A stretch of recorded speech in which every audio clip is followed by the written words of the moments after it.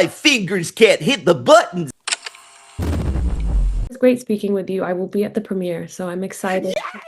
Oh my Experience gosh. with I don't even know everyone. what I'm wearing yet. Still figuring that out. Yeah, I'm thinking of doing like a Susie costume because I love Suga. So I'm thinking of Ooh. maybe going the other route. So I'm trying to figure that out, but oh, it's hard because I have long hair. So that's a whole process. Yeah, Right on. I'm really happy to be able to like sit with you and talk kind of like longer about your career and everything you've done.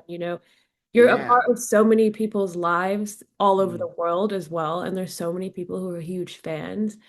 So I kind of want to take it back when you were younger. Is this something that you always knew you wanted to do? And when you're looking back now and seeing that, your dreams have come true, how does that feel? And then what would you tell your younger self? What a refreshingly, what a refreshingly pure question. Thank you. I see, not always. When I was younger, like I'm talking, like think I figured this out in first grade. Autism tends to take many forms, but one of them is assuredness about your special interest. And mine, at least at the time, was writing children's books, illustrating and writing children's books. Um, and that's what everybody thought I was going to do. That's what I told everybody. That's what all my teachers and my parents thought I would write. There were like stacks and stacks and stacks of comic books in my parents' place. But then the advent of the internet happened and YouTube started to become more and more of a thing. I found animation, Flash animation. We also did machinima, which really isn't a thing anymore. Puppeting video games, basically, in terms of animation. Like Red versus Blue was an early one. But I sort of found online friends, my tribe that way, and um, as time went on, when we were like voice acting for each other's projects because we couldn't afford professional voice actors. But when we were doing it for each other's projects, I was like, this is fun. And this came around the same time as me starting to delve into stage acting as well in third and fifth grade and beyond. I did it until well out of high school. So voice acting sort of became kind of the happy medium between all of the loves of my life: acting, storytelling, being part of other people's worlds, collaborating, being something, playing pretend. Basically, it was playing pretend plus plus plus. I was that kid who larped on the playground instead of playing handball.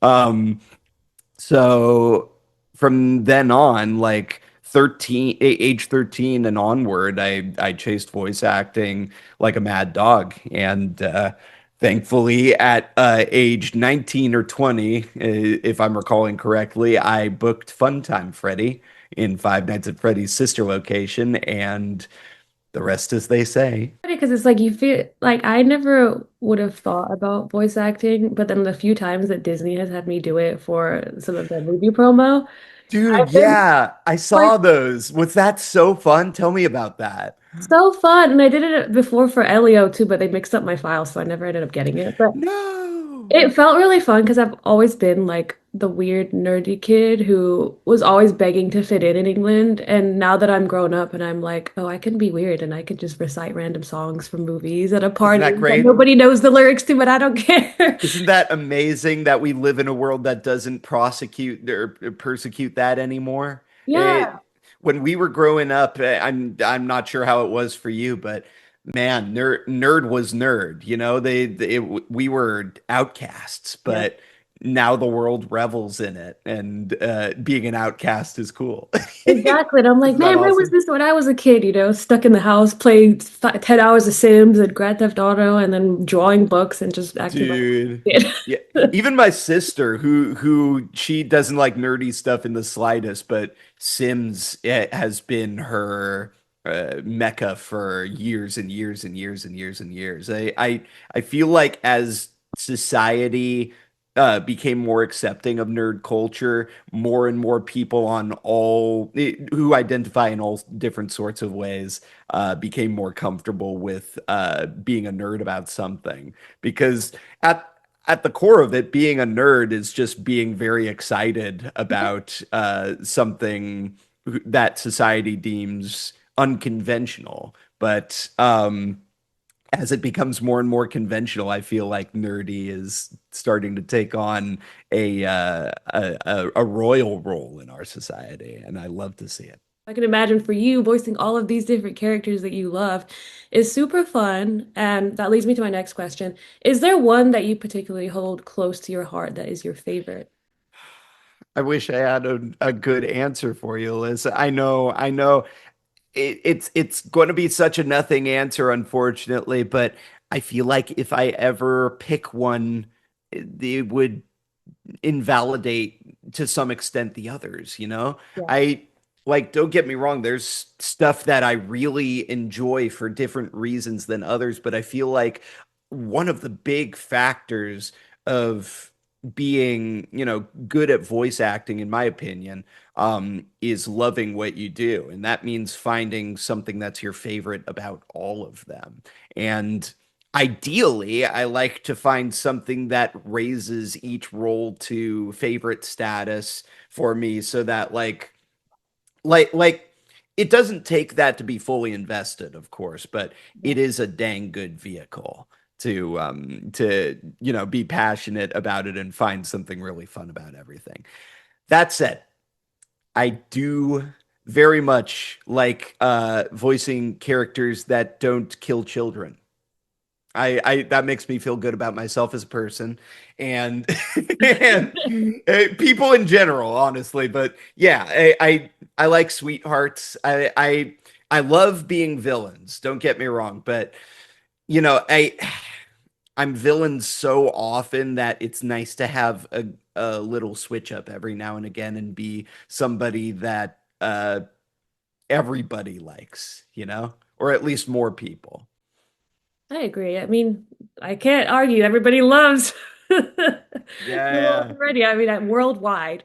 But Yep. maybe I'll change it. Is there something that you would want to voice in the future? Like any type of maybe superhero, any character? I mean, there's my movie wall alone has so many different things. I was admiring the Daredevil poster. Did you saw the promo image out for season 2? Yeah. Yeah, and I did so for the junket DD. for season one, they sent us like a mailer every single day after we got back from the junket. So I was just like, let me stick Lucky. it all on the wall. It's See, all I want to become a reporter too, so I can get cool stuff like that. yeah, my house Tell is you. currently it's a movie museum. I'm building shelves every day because I don't know where to put anything, but I wouldn't have it any other way. Would adore. This is a great question, by the way. I love this one. I would adore to. I of course would like first and foremost. I would love to be more animal sidekicks. I love just doing the like the little gooey guys, or even something cute like just for whatever reason I've always growing up, I've always attached to like your Stitch or Morph from Treasure Planet or I don't know, Iago even just something tiny and cute and that I can buy a plushie of, I would it's something that I haven't, excuse me, something I haven't done yet. I would adore the chance. I would revel in the chance to be a shonen protagonist in Okay. like an anime. So it's something like Tanjiro or Denji or Naruto, Yugimoto, that kind of thing. That would be that would be just such a special moment for me, such a full circle moment, having watched anime growing up and always, rooted for them, them always being my favorite characters and everything. I would adore to be that kind of anime protagonist. We touched on that a little bit with Sasaki and Miyano, but there's something different about being the shonen protagonist, the hero, unwilling or not, of a good old action anime, you know? So that would be so fun. Well, I'm thinking it's gonna happen, so let's put it out there. I hope. Or a Transformer in a live action Transformers movie. Epic. That would blow my mind. Well, I recently interviewed Michael. Well, no, I interviewed Tyrese, who said he had got on the phone with Michael Bay, and they are potentially thinking. I don't know. He teased it. I don't. Maybe That's that's what I saw. I saw that Paramount had it had been like, yeah, we're going to have Michael Bay be in charge of another Transformers movie. So, ooh, I hope Michael Bay sees Five Nights at Freddy's 2 because another deep voiced robot that could, you know, I should just tag him in all of the posts we do from this interview. please, Hey, please, Michael, please I got you. notice me, Michael Zemba. Now, I have to talk about Five Nights at Freddy's Of because course, of course. it, I feel like it's taken over the world. Something that started off as like a specific fan base for that has now really spread to like Brazil, the UK, Australia, the Middle East, like it's everywhere. And Japan, it China, huge everywhere. Yeah. in fact, I feel like when I like do my content or interviews or write my articles for this, it's probably maybe even more of when I write about something like Wicked or, you know, it's crazy and I think it's so cool. But I want to ask you, like, how does that feel for you? Because you've been a part of it for a while now, and to see it have grown and bring, I've made friends with people from Brazil, like other places because of this fandom, and I think it's super cool to bring everyone together now in this world as well. Yeah. I mean, words fail.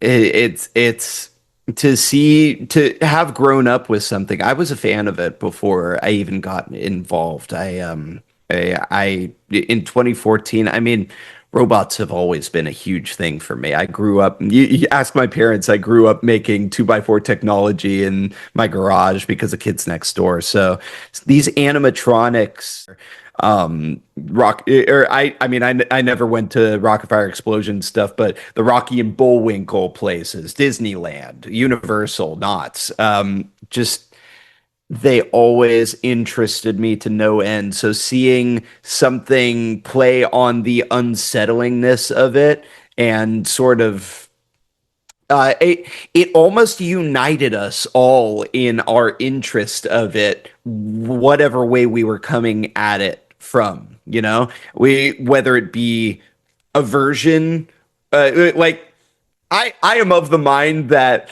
most people they will gravitate towards stuff they're averted to, at least in private, just because I don't know. It's something about the brain being like it.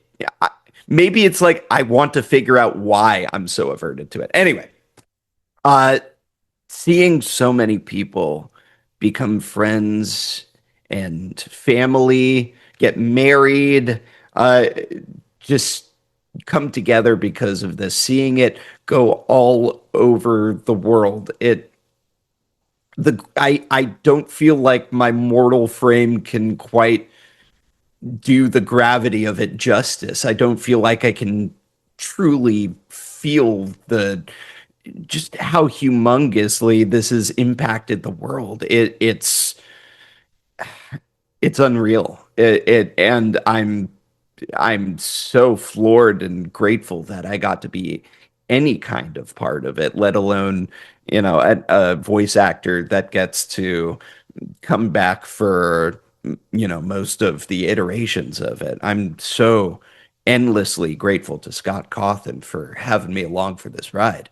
I I can only hope that I've done it justice, you know, and I, of course, also do my best to, you know, represent it well for the fans, like to show everybody that you are welcome here because we are all nerds that like robots. And if we have one thing that connects us all, I feel like that's good enough to make us all a family, you know? Exactly, and I think that's what the film does. Yeah. And you are obviously amazing at doing it because you've been around the journey and you're here again for the film. So I want Yeah. to ask, what was the whole process like finding out about that? Because I remember I was at New York Comic Con and they made the announcement for you, Matt Pat, and Megan Fox. You And I were was like, there.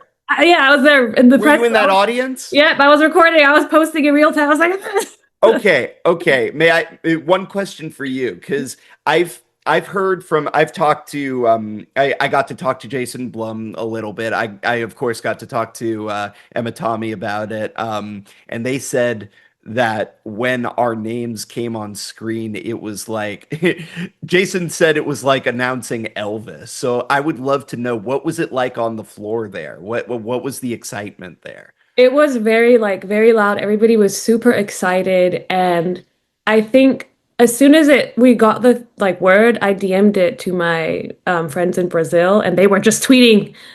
And I was like, and I was trying to post and get it up, and I was able to get it up before like other people. But the second I posted it, I'm telling you, fan pages and other pages all over the world were posting it so fast, and I Yeah, was I saw like, those. what Yeah. is going on? But yeah, it was probably on par with what year was it when Marvel made all those announcements at San Diego where everything went crazy? Oh, the one where they were like, we're doing Kang Dynasty and Secret Wars and Blade Yeah, and all that. Wow. it was Yeah, very. the I cannot for the life of me imagine that. Like my mom, I know she was in tears about it, like seeing my face come up on that big screen, like video of my face coming up on that big screen, and then a bunch of like the room erupting. I it's unreal to me. I still think I'm dreaming.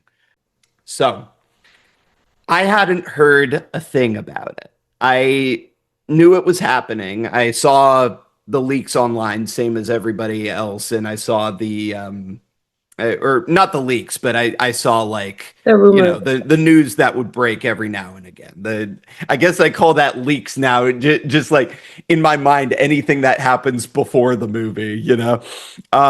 So I go to New Orleans in January for Fan Expo New Orleans, and I'm at my table, normal con, just doing my thing, and then I start to hear, more and more from people. It's like, what they're filming down the road, right? I'm like, no, what are they? And they're like, they're filming Five Nights 2 down the road. I'm like, shut up. No, they're not. They're not. And so curiosity got the better of me. I emailed Scott. I was like, hey, are you in New Orleans? And he's like, are you? And so I was like, yeah, do you think I could come down and visit? He's like, yeah, sure. So we go on down, or I go on down after a day of the con. Of course, I tell nobody at the time because I'm not allowed to.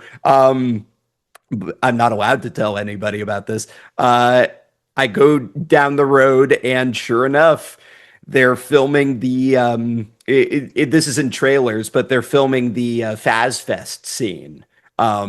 Where, yeah, the one you see from the trailers with Toy Freddy walking through.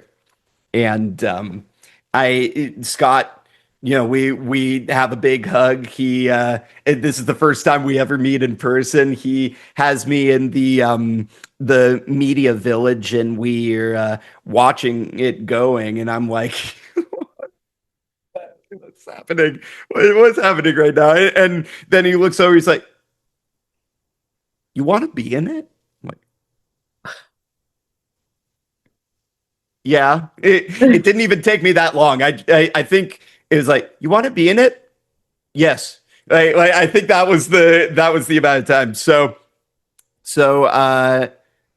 they tell them, okay, put this guy in. He's big in the franchise. Put him in a spot where the camera can see him. So they're like, we're out of costumes. I don't know what you want us to do here. But we found this top hat. We found a top hat for me to wear. Normal top hat, but a top hat all the same. And then it gets really cold in New Orleans. Have you ever been to New Orleans before? I've only been during the really, really when it's really hot and humid when it rains, but Okay. I haven't been in the cold. But I can Okay. imagine. So when you come in the winter time, The lows can get to like 45. That's how low it got that night. And I was like, this hoodie is not enough. But luckily earlier on, I we had been shopping for New Orleans fashion, and I found this really funny looking coat. In fact, if we have a second, I can show you this funny thing. So this is what I wore in that scene, and it's very warm. It's very warm and fluffy, and it kept me nice and warm during that scene because it got cold. But you will be able to see me behind Toy Freddy, walking behind him in the background, just as a little tiny blink and you miss it cameo. And this was way before I got the offer to actually voice Toy Freddy. So we were not sure like who was going to be Toy Freddy at the time, but I was just grateful to be part of the movie at all. I didn't know I was going to get any kind of voice thing at all, but yeah. So later on, Scott, he straightforward dude. He just says, "Hey, you want to be Toy Freddy?" That was the email. That was the email. Would you like to be the voice of Toy Freddy? And I said, yes. So um, it happened just like that. I got to record just up the road at undisclosed location. And yeah, the rest is history. I also to show my appreciation, me and Marta Svetek, who voices Gregory and Roxy in Security Breach, we made pink Carl cupcakes. We made a batch of pink Carl cupcakes, and gave it to the crew, and they adored it too. So that just a lot of fun little stuff here and there, but I gotta say, this is a first. I've never been physically in the same scene as a character I voice. So I can't wait for you to see how that came out. I'm definitely gonna scream at the premiere when I see that kind I can finally say something. Did you want to change this Freddy at all, or kind of keep it similar to what you've done in the past? So we wanted I went into it believing I was going to evoke the original performance by Darren Roebuck in the video games. But the way that this movie pans out, the original voice is very Barney the dinosaur like, very goofy. And for what happens, it would have taken the viewer out of the experience a bit. It would have been maybe a bit too silly, you know? And I completely understand that. All the same, we did try, the original voice. We tried something that was a mix. We tried the original voice, but kind of scarier, and then we tried something just straight up scary. And I think it's hard to remember that day. I believe, the leadership and editing and all that went with the scarier take, but it so works for the scenes. But I want to let the fans know that we absolutely tried to get everything as one to one as possible while still maintaining the sanctity and flow of the story. But you know, in storytelling, it sort of has to go the way it has to go to make all the elements come together. So I really hope that fans, enjoy the take that we did here. I did my absolute dangdest for you guys, and in terms of, like, I did not take any half measures at all. I made it as If it was going to be scary, I made it as scary as I could make it. And it's also kind of a fun juxtaposition to have this cute cartoon bear guy, and then suddenly he's like, so this movie first and foremost is for the fans, and in that you'll see the love and care that went into making everything as one to one as possible. Jim Henson did an incredible job making all of the animatronics, all the experiences that they evoke from the games near one to one. If not just straight up one to one. It's incredible. So I wanted to do the same for the voice. I wanted to at least evoke and honor the original amazing performance by Darren Roebuck in Ultimate Custom Night. But for the tone of Toy Freddy's scenes, without getting too spoilery, if people are watching this first, for the tone of Toy Freddy's scenes, having this the voice is, goofy character mascot, a bit Barney the dinosaur-esque, without getting too spoilery, I agree with the leadership brought this up first, but I tend to agree with them in retrospect that the cartoony kiddish nature of the original voice might not have worked for this iteration of Toy Freddy. This does not feel like the same Toy Freddy as the games. This is something a bit more menacing, I'd say. And so we tried all the same. We tried an evocation of the original performance. We tried something still having that goofy my fingers can't hit the buttons, but then we tried it a bit gravelier to try and see if that could work. We tried that too, and then eventually we just ended up on this kind of thing. We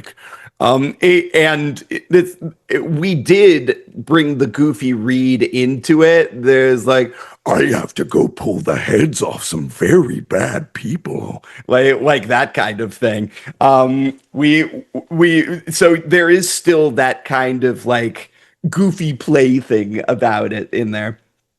But yeah, I just want to make it 100% candid that we tried, everything in our power to make every aspect of this, at least as far as I know, and whatever was in my control, to make every single aspect as true to what the fans remember and love as possible.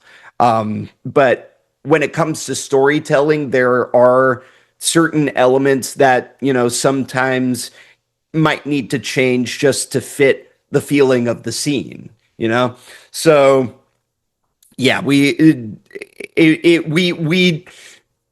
summarizing, we tried everything we could, and I think I know that we ended up a bit scarier than the original Toy Freddy, but I really do think it works for this movie. I'm so excited, and it's so cool seeing the transition of the different voices that you just do it so seamlessly. It's like, what? I just got three different. I want to I kind of know. ask, I grew up being obsessed with the Scream movies, and I made a post the other day where it was Matthew and Skeet from Scream, and then it was them in Five Nights at Freddy's, and it just went crazy.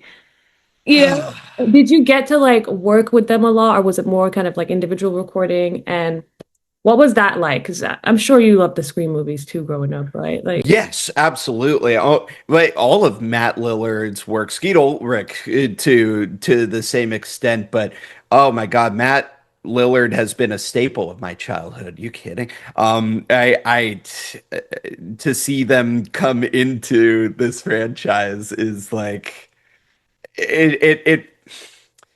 I don't think there's a word for the feeling. What is the word for when something you held dear as a child, now you're working with it? you know, or him. I shouldn't call that Lillard an it, even though, hey, he might take it on the chin. Um, Short answer, no, we did not get to work together on the movie. However, there was a press junket we did with Universal. You'll see movies. You'll see videos of it coming out here and there as time goes on. But I did, I did briefly get to say hi there, and we see each other at fan conventions all the time as well. I still remember in 2004, I believe, when it was just stated that he would just announced that he would be William Afton. Oh 04, oh 03, maybe oh 03. I know MegaCon was in, oh, or excuse me, 24, 2024. But I met him for the first time. We introduced ourselves. I told him who he was. He's like, I want a picture with you. I'm like, What? okay. So we got pictures with each other, and that was just wow, someone I had grown up with like that, loving the performances and work of, had never asked for a picture with me before in that sense. So that was the beginning of a beautiful friendship, and we've talked multiple times since then. And then at GalaxyCon Columbus on December 8th, I believe. Me, Skeet, and Matt are going to be doing a bit of a FNAF 2 fan experience, going to the theater, watching it with fans, and I'm not quite sure of all the details on that yet. I know there are more details online, been announced by GalaxyCon already, but whatever happens, I'm just very, very grateful that because this is Matt and Skeet's baby. It was the extracurricular idea, the fan experience idea. So I'm endlessly grateful and honored that they let me tag along, and I can't wait to see what happens there. Oh, that's gonna be so fun. And I think that's really good because it's the fans that kind of, bring this together. That's It my all comes back to the fans. It's I don't think I hope the fans know how much their love and their passion for this sustains and fuels what we do. Like, having been a fan of multiple things myself, I understand it, but having been on both sides of it, I do my best to convey how much the fans mean to us, just like as people and all that. But there are no adequate words to say just how much we love you guys. and they know it and they're gonna know it even I more hope after so. we release this. So if you could give one of your characters a spin-off, which one would it be? And what would the spin-off be? Interesting. Huh. One of my FNAF characters, No, or any? any character. Any. Ooh. See, that actually makes it harder. It's like whenever it's like what like this or any of them, and they're like any. I'm like, oh no, okay. It like completely expands the suite. Um, well, if we're talking FNAF, I feel like having either a Glamrock Freddy and Gregory type adventure, or like make it like a Calvin and Hobbes type thing where it's like slapstick every episode, them getting into wacky situations, or you know what? Put Sun and Moon in there as side characters, supporting characters that join in the adventure sometime. Yeah, that's my answer for FNAF. I would love to see the Security Breach gang get up to some adventures there, because I feel like those are the characters we've furthest delved into the personalities of, at least as far as I've been involved. And I'm just in love with all of their personalities. Um, if we're going outside of it, I mean, an overhaul spin-off where we go through like his like make it like a Godfather or Sopranos type show with the Shie Hassaikai and just like detail the mafia and all that.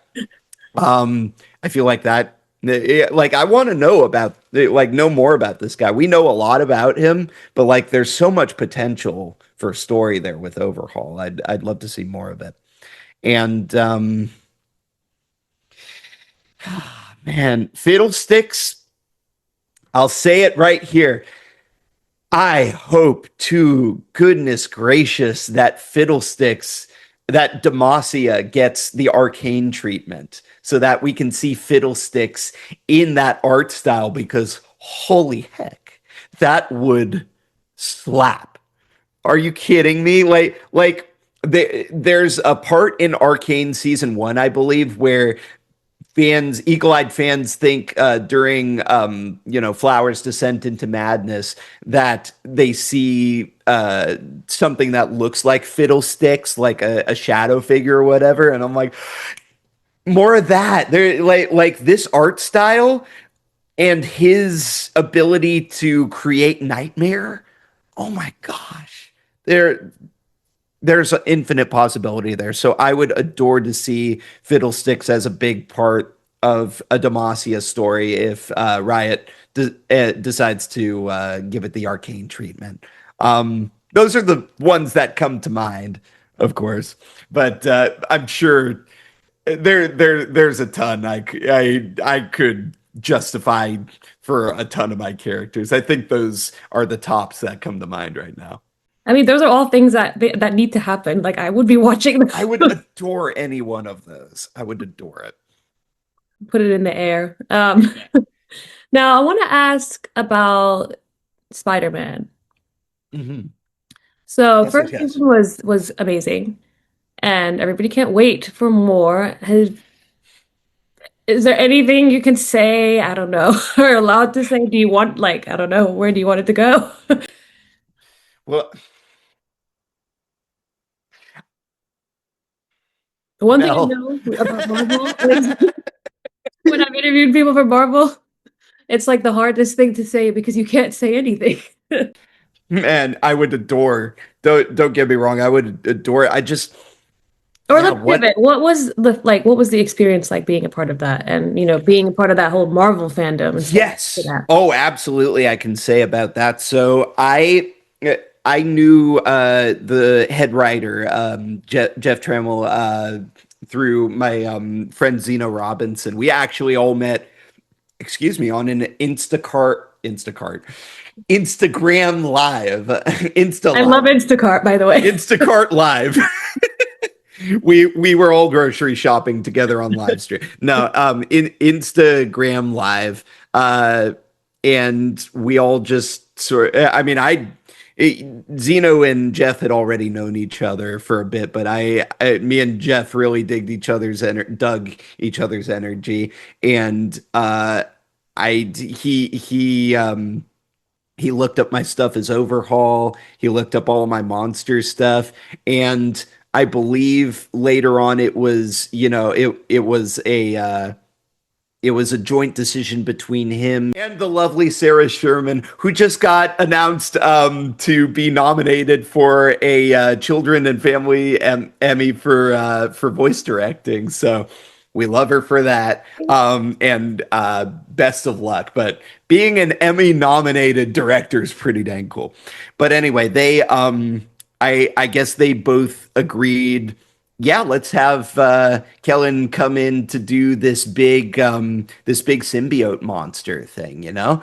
And I came in, I couldn't believe it because it was out of nowhere, you know? But and like I had auditioned for it, but I didn't think anything was going to come of it. I didn't get who I auditioned for, of course, but yeah, I got to be in there. We don't get to record all together anymore, and it's such a shame. I wish ensemble recording would come back because it's like being in a big stage production again. Um, So I wish that was a thing, but I love my time being in there with Sarah and Jeff and everybody. It and even past all of the visceral, blood curdling, like that kind of stuff as the monster. I they also let me come in as Vincent Patillo, or in the comics he's Leapfrog, but in this iteration of the show he is Doc Ock's assistant, sort of the Agent Stone to his Dr. Robotnik, and it was so much fun to play around with that. I don't know if any stuff we improved a lot over like, are you eating? I made chicken soup. You want chicken soup? Minestrone. I could make that. I could whip up whatever for you. I just want to make sure you're eating and stuff. Messing around with improv in there is so much fun. That's a lovely thing about prelay animation, is that it's so much easier to say, "Can I try something?" And sometimes it makes it in. But yeah, it's just been such a joy working on the show, and I'm just so grateful to be anywhere near anything Marvel, being anywhere near any of that is just, it's an honor of honors having grown up with it. So I I'm always floored when I think about it.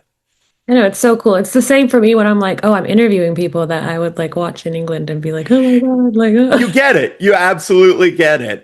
Exactly. And I imagine being on those sets and doing the voice recording for like Elio and stuff, which by the way, I guess we're castmates. I was in Elio as well. But doing that in like Zootopia and stuff, I imagine that's just like a pinch me moment for you as well. Yeah. yeah, because they're like, oh, so and so, because they had us do it with Nate Torrance, but then telling us like, Brenda Song and Macaulay were just in here, and this person was just in here, and I'm like, oh. And then at the Pixar studio, it has like Tom Hanks, everybody's little writing on the wall, and I'm like, oh my God, what?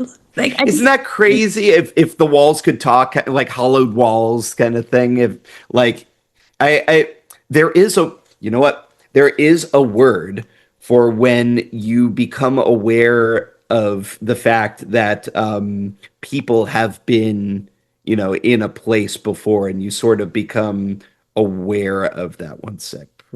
I think this is what I'm thinking of. Canopsia, the couldn't. eerie, nostalgic atmosphere of a place that's usually bustling with people but is now deserted. So that can apply to an abandoned mall or the hollowed halls of a recording studio. I think I don't think eeriness is inherently bad. I think there's something to be said about the excitement and invigoration that eeriness brings. So, canopsia. Canopsia. Adding that Yeah. to my dictionary. You recently went to you saw the movie, right? FNAF. You saw I the did. Yes, I got to be at a preview screening with a few of my FNAF friends, John FNAF, Daco, Razbowski, Fusion Gamer, Johnny Blocks. A lot of us got to go over there and to Florida and see the movie with Scott.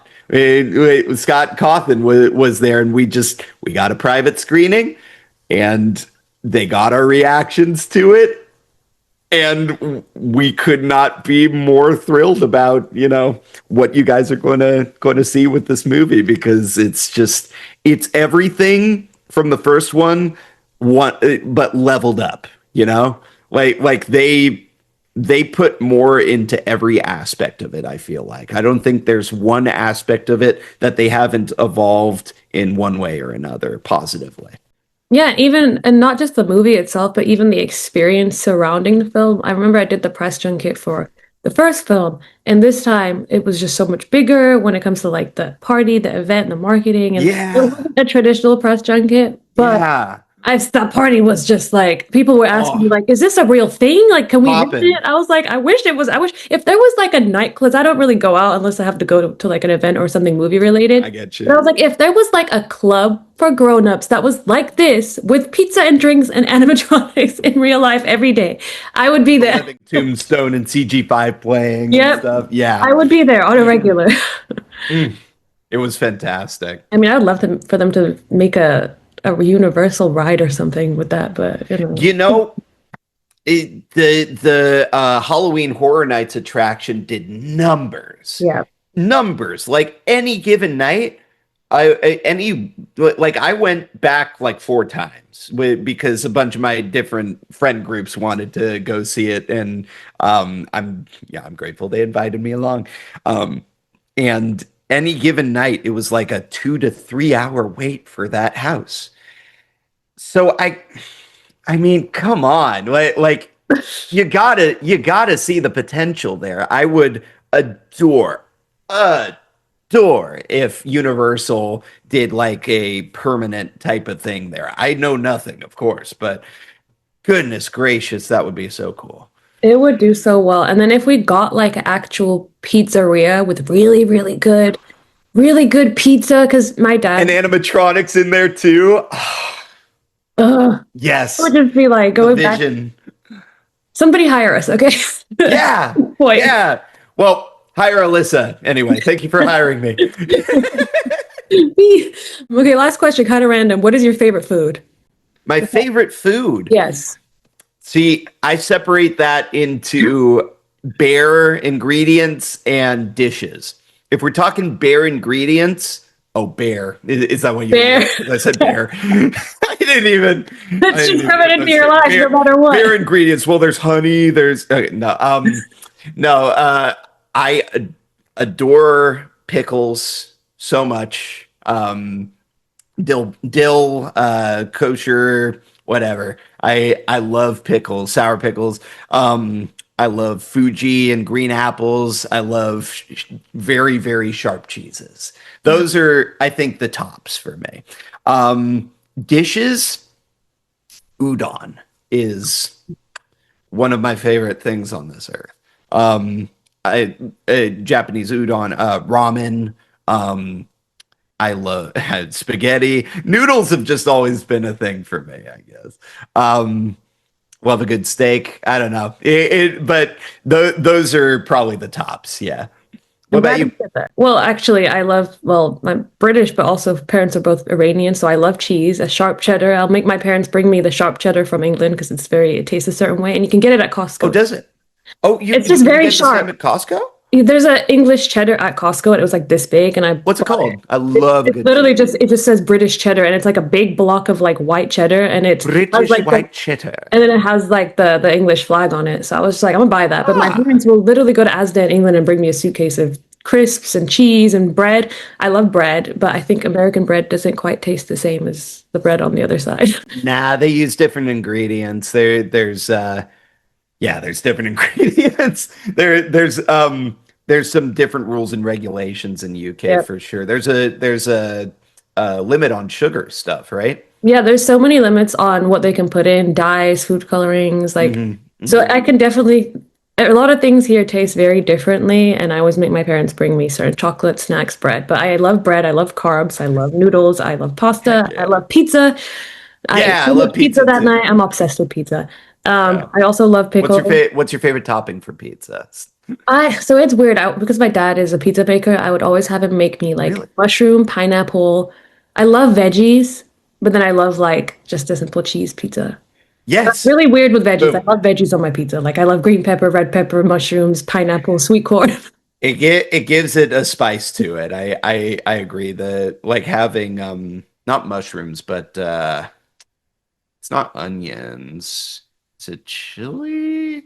Jalapenos. I Oh, love yeah. jalapenos on So good. pizza, but regular cheese pizza all the way. I'm there with you. With a good crust. The crust is Yeah. really important because I eat the pizza to get to the crust. Do you like a stuffed crust? So I like a very I would say a brick oven, like a very bread. You know what I mean? Or like I love the bread that you get on like New York pizza, like from Joe's Pizza in New York. Like I love Like a hard, crusty type of yeah, breadstick type of thing, like yeah. break it apart type of But thing. it's like soft on the inside, crunchy on the outside, but soft on the inside. Anyway, Gotcha, gotcha. like I'll be upset if I get a pizza and the crust is. I feel like I'm like, man, I could have ate a different pizza. I'll be sad. But Yeah, it just there are so many working factors to a pizza that have to all work together to be perfect. I completely agree. The stuffed crust can work. It can work, but it needs to be done the right way with like something close to the same cheese that's used on the body of the pizza itself. If it's like some string cheese that they put in there, it's like uh, no, this is a different cheese. This like there's a five cheese blend and then there's just apples and oranges, on the same thing. But I tend to agree with you on the pineapples thing as well, as long as they are not from a can. If yeah, they're like fresh, if they like cut up a pineapple, put a little Canadian bacon on there, yeah, perfect. sure, absolutely. But if you can tell when it's just It's like like from the it's all earthquake can. survival kit, Yeah. Oh, well, Well, yeah. cool. But yeah, thank you. I mean, I could be here for 4 hours, but you have Yeah. a life. No, I appreciate you having me this long. Thank you for letting me gab as well. I'm very excited to say what I've said here today.